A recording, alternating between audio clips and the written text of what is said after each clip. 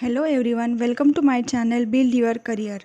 हमारे चैनल पे आपको नए नए जॉब्स की अपडेट्स मिलती रहेंगी, सो प्लीज़ स्टे ट्यून। आज की ये जो हमारी वीडियो है वो स्पेशली लास्ट ईयर के स्टूडेंट्स के लिए है जो अभी लास्ट ईयर में पढ़ रहे हैं। अगर आप आगे पढ़ना चाहते हैं, एमटेक करना चाहते हैं, तो विप्रो कंपनी आपके लिए एक बहुत अच्छा मौका लेकर आई है। विप्रो कंपनी आपकी पूरी एमटेक जो है वो स्पॉन्सर करने वाली है।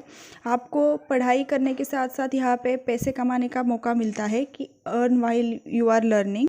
तो इस वीडियो में हम देखने वाले हैं कि इसके लिए एलिजिबिलिटी क्राइटेरिया क्या रहने वाला है, आपकी एजुकेशनल क्वालिफिकेशन क्या होनी चाहिए, स्टाइपेंड आपको कितना मिलने वाला है, उसकी सिलेक्शन प्रोसेस क्या है और इसके लिए आप अप्लाई कब तक कर सकते हो और कैसे कर सकते हो। तो अप्लाई करने की जो लास्ट डेट है वो 16 मई 2021 तक है, तो जल्दी से जल्दी अप्लाई कीजिए। उसके बाद देखते हैं इस बढ़िया सी अपॉर्चुनिटी के लिए एलिजिबिलिटी क्राइटेरिया क्या रहेगा। सबसे पहले एजुकेशनल क्राइटेरिया देखते हैं। इसके लिए आप 10th पास होने चाहिए, 12th स्टैंडर्ड पास होने चाहिए। बस इसमें पासिंग का क्राइटेरिया है, कोई भी परसेंटेज का क्राइटेरिया नहीं है कि आपको 60% अबव चाहिए या फिर डिस्टिंक्शन चाहिए। बस आपको 12th या 10 पास होना चाहिए। उसके बाद जो ग्रेजुएशन का क्राइटेरिया है, ग्रेजुएशन में आपको 60 परसेंटाइल चाहिए या फिर 6.0 CGPA चाहिए।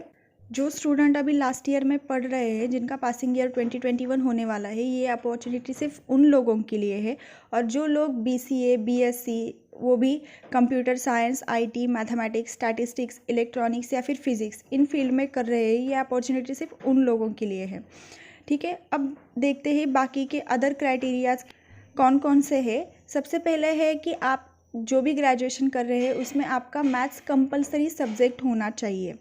उसके बाद है कि आपका जो एजुकेशन है, मतलब 10th किया, उसके बाद 12th रेगुलर आपने किया या फिर 10th या 12th के बीच में आपका जो गैप है वो, या फिर 12th या ग्रेजुएशन के बीच में आपका अगर कोई गैप है तो आप फिर भी इसके लिए अप्लाई कर सकते हो।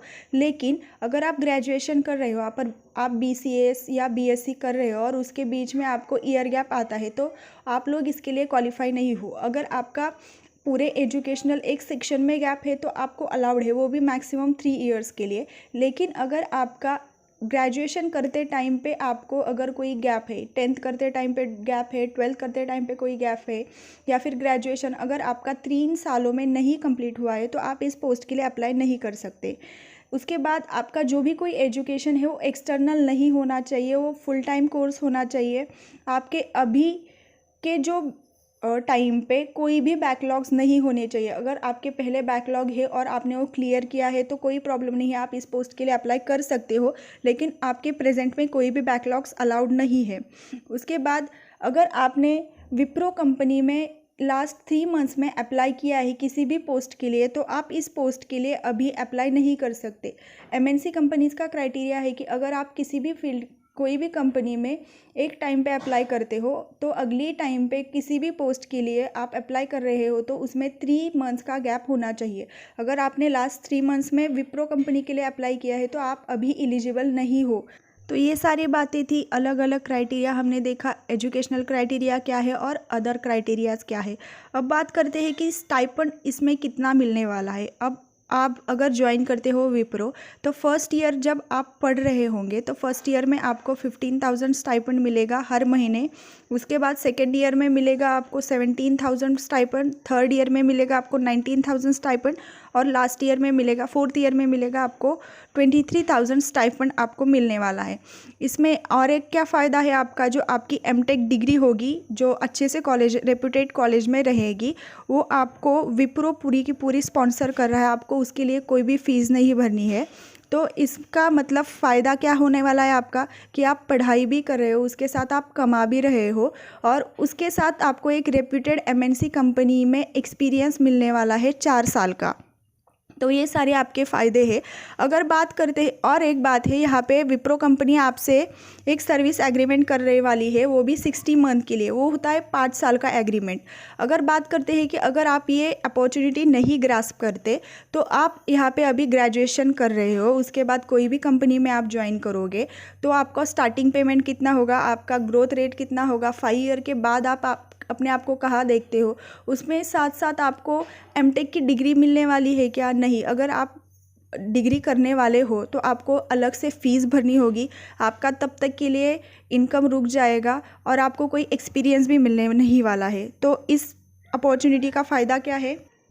सिलेक्शन प्रोसेस में सबसे पहले आपको एक ऑनलाइन असेसमेंट देना पड़ेगा, एप्टीट्यूड टेस्ट।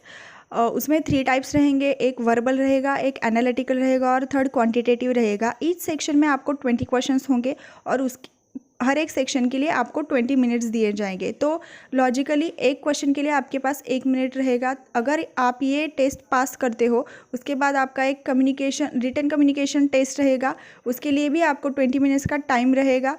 ये दोनों राउंड आप पास करते हो तो आप टेक्निकल राउंड के लिए सिलेक्ट हो जाते हो। टेक्निकल राउंड में आप सिलेक्ट हो जाते हो तो आप HR राउंड में के लिए आपको फेस करना पड़ेगा।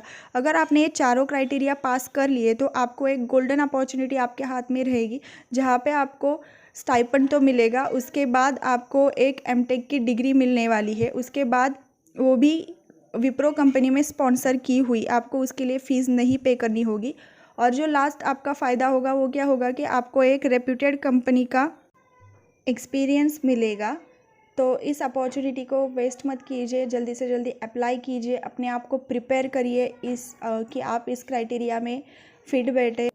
तो मिलते हैं एक नए वीडियो में एक नए जॉब अपडेट के साथ। तब तक के लिए अपने आप को प्रिपेयर करते रहिए।